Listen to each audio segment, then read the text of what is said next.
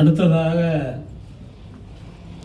செயற்கை நுண்ணறிவு ஏஐ பயன்பாட்டின் மூலம் தமிழ் கற்பித்தல் வகுப்பறை 2.0 என்ற தலைப்பில் கட்டுரை படைக்க இருக்கக்கூடிய எங்களுடைய தொடக்கப்பள்ளியில் பணியாற்றக்கூடிய வேலூர் மாவட்டத்தில் உள்ள அணைக்கட்டு வட்டாரத்தில் பணியாற்றி இருக்கக்கூடிய ஆசிரியை பூவிழி அவர்கள் இந்த கட்டுரையை படைக்க இருக்கிறார்கள்.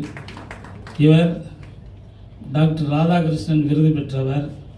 எஸ்சிஆர்டி மாநில வளர்நபர் குழுவில் இருக்கிறார். தமிழ்நாடு பாடத்திட்ட உருவாக்க குழுவிலும் உறுப்பினராக பணியாற்றி கொண்டிருக்கிறார். 2.0 என்ற புத்தகத்தையும் இவர் எழுதி வெளியிட்டிருக்கிறார். 4ஆம் வகுப்பு மாணவர்கள் எழுதிய கற்பனை சிறகுகள் நூலின் தொகுப்பு ஆசிரியர். சிங்கப்பெண் விருது உள்ளிட்ட பல்வேறு விருதுகளை பெற்றவர். அரசு பள்ளியில் 13 ஆண்டுகள் பணிபுரிந்து எங்களுடைய தமிழ்நாடு தொடக்கப்பள்ளி ஆசிரியர் கூட்டணியிலும் உறுப்பினராக இருக்கின்றார். அவரை இந்த கட்டுரையை படைக்குமாறு அன்போடு அழைக்கின்றேன்.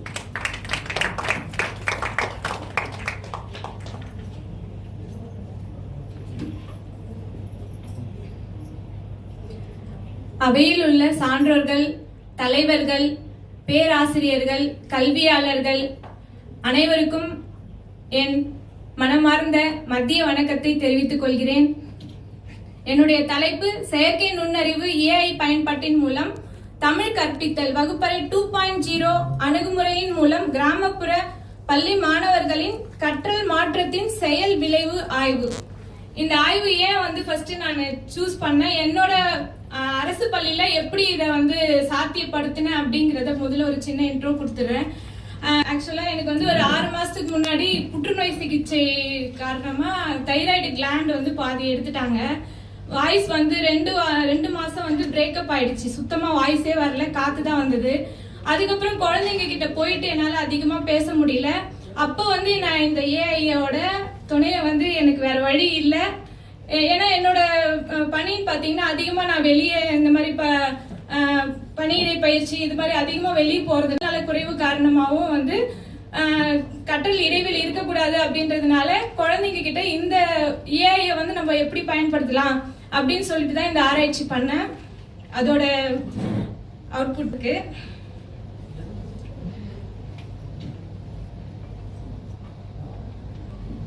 உள்ளடக்க பட்டியல், தலைப்பு, அறிமுகம், ஆய்வின் நோக்கம், ஆய்வின் முறை, கற்றல் செயல்பாடுகள்,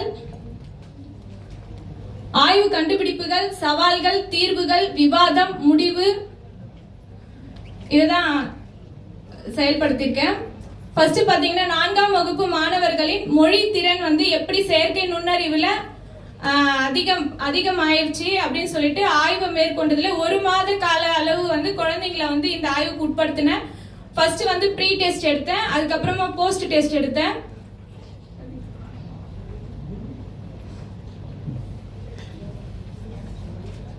என்னோட 4th ஸ்டாண்டர்ட் குழந்தைங்க எல்லாமே பாத்தீங்கன்னா இந்த ஃப்ரீ ஃபயர் இந்த மாதிரி கேமிஃபிகேஷன் அடிக்ஷன் ரொம்ப அதிகமா இருந்தது. ஹோம்ஒர்க் கொடுத்தாலும் செய்ய முடியாத சூழ்நிலையில நாங்க எவ்வளவு ஹோம்ஒர்க் கொடுத்தாலும் அது அப்படியே ரிட்டர்ன் அப்படியே தான் வரும். இந்த சூழ்நிலையை எப்படி நம்ம அந்த கைபேசியை எப்படி அவங்களுக்கு இந்த கற்றலுக்கு மாத்தலாம் அப்படின்னு சொல்லிட்டு நான் இதுல இறங்கி ரீட் அலாங், சாட் ஜிபிடி, அதுக்கப்புறமா ஃபிளிப் கிளாஸ் ரூம் இது எல்லாமே யூஸ் பண்ணி அதுல இருந்து குழந்தைங்க கிட்ட இருந்து அவுட்புட் வந்தது நல்லாவே இருந்தது. தமிழ் மொழி கற்பித்ததுக்கு என்னென்ன சவால்கள் இருக்கும்ன்றது உங்களுக்கு எல்லாருக்குமே தெரியும். மாணவர்கள் கிட்ட அந்த பழைய பாரம்பரிய முறையை அவங்க அதிகமா லைக் நம்ம வேற வழி இல்ல அதை தான் கற்பிக்கணும். ஆனா அதை அவங்க லைக் பண்றதுக்கு ரொம்ப சிரமப்படுறாங்க. அவங்க இந்த ட்ரெண்டுக்கு ஏற்ப அந்த கற்பித்தலை தமிழுக்கு எப்படி மாத்தணும் அப்படின்னு தான் நம்ம அவங்க வழியில போயிட்டு தான் நம்ம அதை சரி பண்ண வேண்டிய சூழ்நிலை கட்டாயத்துல இருக்கிறோம்.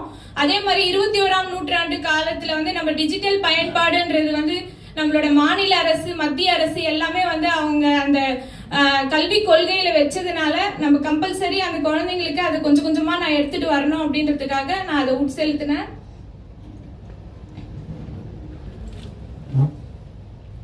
இந்த செயற்கை நுண்ணறிவு பயன்படுத்துறதுனால என்ன பெனிஃபிட்ஸ், என்ன ஒரு நமக்கு ஆதாயம் அப்படின்னா உடனடியா பின்னூட்டம் கிடைக்குது, தனியாக்கப்பட்ட கற்றல். ஒவ்வொரு குழந்தையும் ஒரு ஒரு மாதிரி இருப்பாங்க. மீத்திறன் மிக்க மாணவர்கள், மீத்திறன் குறைந்த மாணவர்கள் எல்லாருமே வந்து அவங்களுக்கு ஏத்த மாதிரி நம்ம வந்து இதுல கொஞ்சம் அந்த நம்ம கொடுக்க வேண்டிய வேலைகளை வந்து அவங்களோட திறனுக்கு ஏற்ப நம்ம இதுல கொடுக்க முடியுது.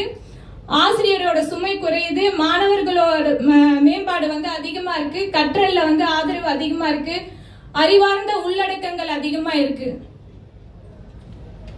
ஆய்வின் நோக்கங்கள். வகுப்பறை 2.0 என்ற புத்தகத்தை வந்து மாணவர்கள் கிட்ட என்னென்ன பயன்படுத்தின, எந்தெந்த ஆப்ஸ் பயன்படுத்தின, தமிழுக்கு என்ன பயன்படுத்தின, ஆங்கிலத்துக்கு, கணிதத்துக்கு, அறிவியலுக்கு, சமூக அறிவியலுக்கு எந்தெந்த செயலிகளை பயன்படுத்தி மாணவர்கள் கிட்ட என்ன முன்னேற்றம் ஏற்பட்டது அப்படின்றத என்னோட ஆய்வு கட்டுரையா தான் இந்த புத்தகமே வந்து வெளியே வந்திருக்கு. நகர்ப்புறத்தில் இருக்கிற மாணவர்கள் மட்டும் இந்த டிஜிட்டல்ஸ் எல்லாம் யூஸ் பண்ணாம, அதாவது என்சிஆர்டி சிலபஸ் படிக்கிற குழந்தைங்களுக்கு மட்டும் அது எல்லாமே போகாம நம்ம அரசு பள்ளி மாணவர்களும் வந்து அனைத்து திறனும் பெறணும் அப்படின்ற நோக்கத்துக்காகவும் இது வந்து நான் கொண்டு வந்தேன். ஆய்வு சூழல் பாத்தீங்கன்னா நாங்கள் வந்து புக்ஸில் இருக்கிற சம்ஸ் எல்லாம் போட்டு முடிச்சுட்டோம். அது எங்களுக்கு நல்லா தெரியும். எங்கள் மிஸ் வந்து எக்ஸ்ட்ரா சம்முக்காக ChatGPTல சொல்லி கொடுத்தாங்க. அதை டைப் கற்றுக்குறோம், அதை போட போகிறோம்.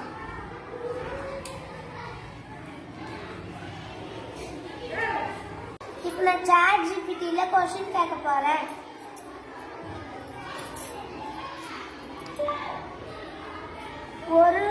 ஒரு ஸ்கூல்ல 50 பேக்ஸ்னா 500 ஸ்கூல்ல எத்தனை பேக்ஸ்? Translate in English. நான் கேட்ட கொஸ்டின் வந்து இப்போ வந்துருச்சு இங்கிலீஷ்ல. நான் படிக்க போறேன்.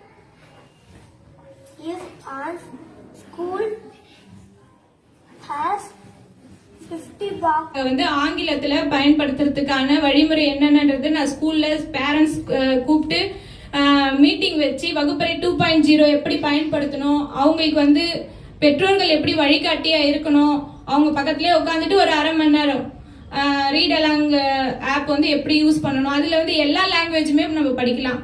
அப்போ நம்ம சூஸ் பண்ணும்போது எங்க குழந்தைங்களுக்கு ஆங்கிலம் தான் அதிகமா தேவைப்பட்டுச்சு. அதனால நான் ஆங்கிலத்துல வந்து மாணவர்களுக்கு வழிகாட்டுதல் கொடுத்தேன். 3ஆம் வகுப்பு 2ஆம் வகுப்பு மாணவர்களுக்கு தமிழ் சரளமா வாசிக்கும் போது மாணவர்களுக்கு அதிகமா அதுல ஸ்டாரு, மார்க்ஸ் அந்த மாதிரி அதிகமா அவங்களுக்கு கிரெடிட்ஸ் வரப்ப அதை ஸ்கிரீன்ஷாட் எடுத்து எனக்கு வாட்ஸ்அப்ல ஷேர் பண்ணுவாங்க.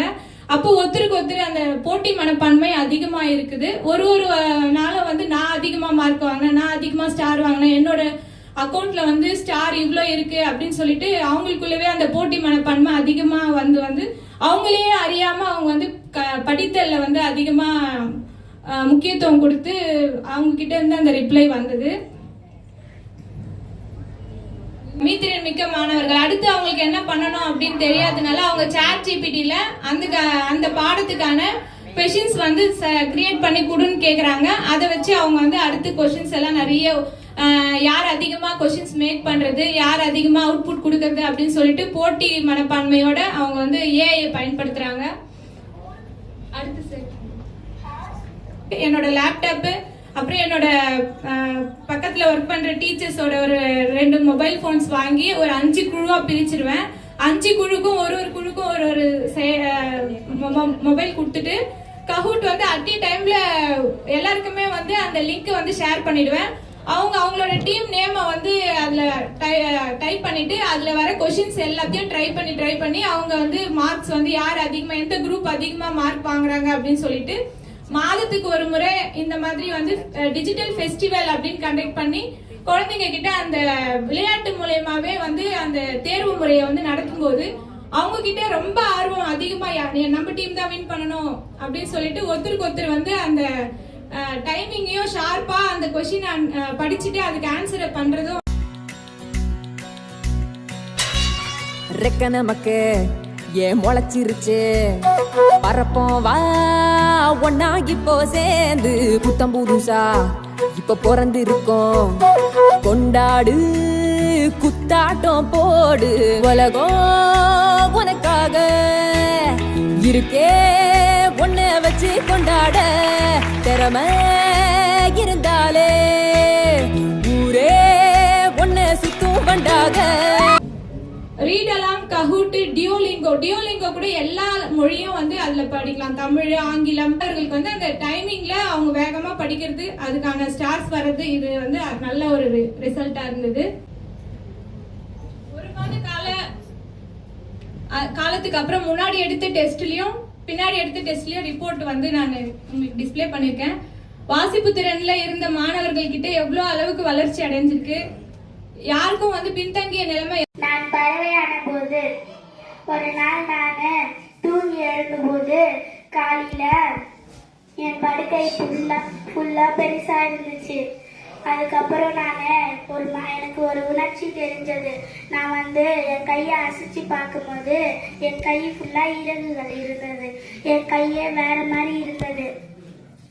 அதுக்கப்புறம் நான் என் கை 2 கையும் அசைச்ச. ஒரு அழகான காலை நேரம். வழக்கம்போல் அல்லாமல் அந்த நாள் சற்று வித்தியாசமாக விடிந்தது. நான் மெதுவாக கண் திறந்து பார்த்தேன்.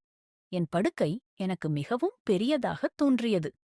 ஏன் இப்படி இருக்கிறது என்று நான் ஆச்சரியப்பட்டேன். நான் என் கைகளை தூக்கிப் பார்த்தேன். அப்போது என்ன தெரியுமா? கைகளுக்கு பதிலாக மென்மையான இறக்கைகள். அடடா, இது என்ன அதிசயம் என்று நான் ஆச்சரியப்பட்டேன். இது வந்து பாத்தீங்கன்னா குழந்தைங்க வந்து கற்பனை திறன்ல அவங்களோட சொந்த கதையை வந்து படிச்சாங்க. இதுல வந்து நிறைய 4th ஸ்டாண்டர்ட்ன்றதுனால நிறைய ஸ்பெல்லிங் மிஸ்டேக்ஸ் வரும். அப்ப வந்து அதை வந்து அப்படியே இவங்க எழுதுனதை ஸ்கேன் பண்ணி கூகுள் லென்ஸ்ல கொடுத்து சரி பண்றப்ப அந்த சரி பண்ணதையும் நான் வாட்ஸ்அப்ல அனுப்புவேன். 2வது நாள் தான் அனுப்புவேன். அனுப்பும்போது அவன் முதல் பண்ற தப்போ 2வது நம்ம கரெக்ட் பண்ணி அனுப்புறதும், நம்ம கரெக்ட் பண்ணி ஒன்னொன்னுத்துக்கும் ரவுண்ட் போடுறதுக்கு எவ்வளவு டைம் எடுக்கும் ஒரு குழந்தைக்கும். அதனால இந்த மாதிரி ஷார்ட்டா நம்ம பண்றப்பையில வீட்டுல போயிட்டு அவங்க அதை திரும்ப இன்னொரு டைம் எழுதிட்டு வந்து அந்த மிஸ்டேக்ஸ் எல்லாம் கரெக்ட் பண்ணுவாங்க. இது பாத்தீங்கன்னா ஏஐல அந்த குழந்தை என்ன கதை சொல்லிச்சோ அந்த கதையை நான் ஏஐல மாத்தி அந்த கதைக்கு ஒரு கலர்ஃபுல்லா நம்ம வந்து அதுக்கு உயிர் கொடுக்குறோம். அந்த உயிர் கொடுக்கறப்ப அந்த குழந்தைக்கு ரொம்ப ஹாப்பியா இருக்கு. அவங்க வீட்டுல எடுத்துட்டு போயிட்டு என்னோட கதை பாரு எப்படி வந்து வந்திருக்கு அப்படின்னு சொல்லிட்டு அந்த கதையை வந்து ஒரு குழந்தையும் ஒரு கதை இந்த மாதிரி ரெடி பண்ணாங்க. அந்த கதையை எல்லாத்தையும் தொகுத்து ஒரு புத்தகமா வந்து எழுதியிருக்கேன். அவங்களே எழுதினாங்க, தொகுத்தேன் நான் மட்டும்தான். இந்த இமேஜ் பாத்தீங்கன்னாக்கா சாட் ஜிபிடில குழந்தைங்களே கொடுத்து எந்தெந்த குழந்தை எந்தெந்த கதையை சொன்னாங்களோ அந்த குழந்தை சாட் ஜிபிடி கிட்ட கொடுத்து இந்த இமேஜ் அவங்களே கிரியேட் பண்ணாங்க. அதுக்கப்புறம் ஒரு கதைக்கு கடைசியிலயும் அந்த குழந்தையோட போட்டோவும் அந்த குழந்தை கதை சொன்ன வீடியோவை QR கோடாவும் வச்சு கொடுக்கும்போது அவங்க வீட்டுல இதை ஸ்கேன் பண்ணும்போது அந்த குழந்தை இந்த கதையை சொன்னது வந்து வெளிப்பட்டுச்சு. அப்போ அவங்களுக்கு இதெல்லாம் வந்து ஒரு புதுமையான ஒரு விஷயமா இருக்கும்போது அவங்க கிட்ட நல்ல ஒரு முன்னேற்றம் ஏற்பட்டுச்சு. அது மட்டும் இல்ல, இந்த தமிழ் புத்தகத்தை நான் வந்து என்ன பண்ணேன், ஆங்கிலத்திலயும் கொடுத்தேன். அவங்களோட கதையை இங்கிலீஷ்லயும் மாத்தி கொடுத்தேன். அப்போ இப்போ 5th ஸ்டாண்டர்ட் போயிருக்காங்க. இந்த இங்கிலீஷ் புக்கை அவங்க படிக்க ஆரம்பிச்சிருக்காங்க. நான் சொல்லவே இல்லை நம்ம கதை வந்து இங்கிலீஷ்ல எப்படி வந்திருக்குன்னு சொல்லிட்டு நான் இன்னும் 2 மாசம் கழிச்சு எனக்கு இங்கிலீஷ்லயே இந்த கதையை சொல்லணும் அப்படின்னு சொல்லி ஒரு டாஸ்க் கொடுத்துருக்கேன். அதுக்கு தலைகீழ் வகுப்பறை அப்படின்னாக்கா வீட்டுல வந்து ஃபர்ஸ்ட் நம்ம கான்செப்ட் என்ன, எந்த டாபிக் எந்த தலைப்பு வந்து படிக்கணும் அப்படின்னு சொல்லிட்டு முன்னாடியே கொடுத்துட்டு குழந்தைங்க அதை ப்ரிப்பேர் பண்ணிட்டு கிளாஸ் ரூம்க்கு வந்து அவங்களே டீச்சரா மாறி செமினார் எடுப்பாங்க. அந்த செமினார் எடுக்கிறப்பையில மத்த அடுத்த ஸ்டூடெண்ட்ஸும் வந்து இன்னைக்கு அவங்க சொல்றாங்க நாளைக்கு நம்மளால சொல்லணும். ரொம்ப பின்னாடி இருக்கிற குழந்தை கூட சின்ன அளவுக்கு அவங்க பிரசன்டேஷன் வந்து ரொம்ப நல்லாவே இருக்கும். மாணவர்களோட ஈடுபாடு அதிகமா இருக்கு. கற்றல்ல வந்து முன்னேற்றம் அதிகமா இருக்கு. ஏஐ பயன்பாடுனால பாதிப்புகள்னு வரும்போது பாத்தீங்கன்னா குழந்தைங்க வந்து கொஞ்சம் திசை மாறி போகாம பெற்றோர்களோட கண்காணிப்புலயே வச்சு அதை பயன்படுத்துற மாதிரி இருக்கும். அதே மாதிரி கிளாஸ் ரூம்ஸ்ல வந்து எங்களுக்கு ஏஐ எக்யூப்மெண்ட்ஸ் வந்து கம்மியா இருக்கு. அதனால வந்து இது கொஞ்சம் லேக் ஆகுது. நம்மளால அதை பயன்படுத்துறதுக்கான சவால்கள் அதிகமா இருக்கு. கருவிகள் அதிகமாச்சுன்னா இதை பயன்படுத்துறதுக்கான சாத்தியக்கூறுகள் அதிகமா இருக்கு. இது எல்லாமே வந்து ஃப்ரீ ஆப்ஸ் தான். எதுவுமே வந்து நம்ம பே பண்ணி காசு கட்டி பண்ற ஒரு விஷயம் கிடையாது. எல்லாம் கிராமப்புற மாணவர்கள் ஏஐ வந்து நல்லா பயன்படுத்தணும் அப்படின்ற ஒரு முன்னேற்பாடு எடுத்து செய்து. நன்றி.